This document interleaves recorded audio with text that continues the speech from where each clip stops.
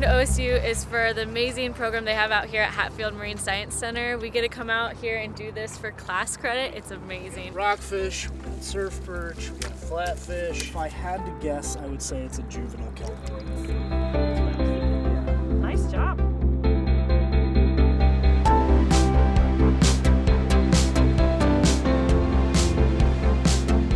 The ocean is absolutely critical to life on our planet, and we know it's changing. So we have to have some way to sort of keep our hands on the pulse of the planet. Which one is that? That's a Pisaster. So when we have lecture, the students get the theories, but when they come out into the field, you can just see that there's a whole new level of understanding. I think if many of us look back on the courses that meant the most to us, it is the hands-on classes. That's what Hatfield provides and what the Marine Studies Initiative will be emphasizing. We've never had a student who didn't love the course. Never. Not a single one. They love it. See, these guys are getting soaked, but they're having a good time.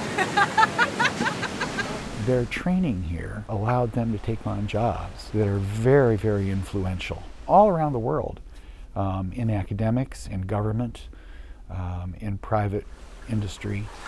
So one of the things I really love about working with oysters and working at this facility is it involves a lot of different aspects. You got the farmers that we work with a lot. We also have chemical oceanographers that are helping us kind of define our seawater systems. But we also work a lot with some of the economics people, looking at what are going to be the impacts if the oyster industry starts to suffer.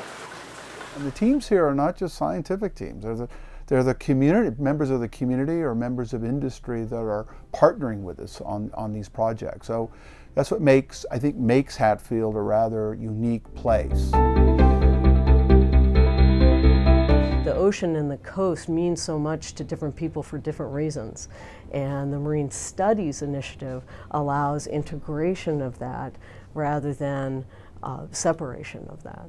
Because of the way we're structuring marine studies, they're going to end up with that interdisciplinary approach. And it doesn't matter if they're going to work in the ocean or not. They will be ocean literate, but they will also have a skill set that they can apply anywhere.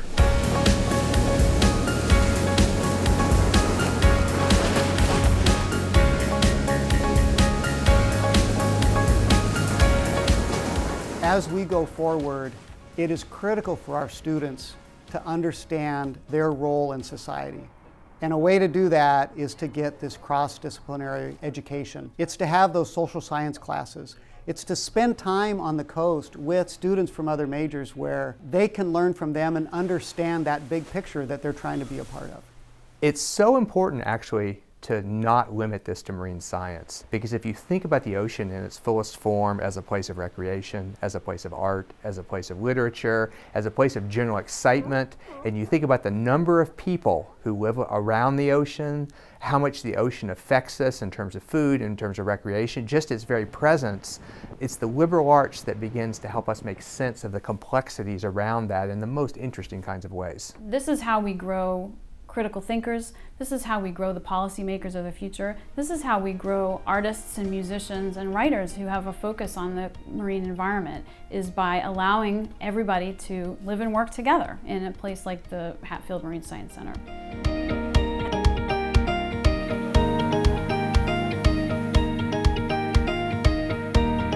In order to be successful in marine studies, you have to be able to have some knowledge sort of across the board about all these different things. You can't go into marine policy and not understand how policy decisions is going to affect communities. It's no coincidence that Newport fleet is known for innovations in fishing gear and activism in the political arena, because it's part of the community. We're in touch and exchanging with the people who are gathering the knowledge and making the management decisions, and I think that's really healthy.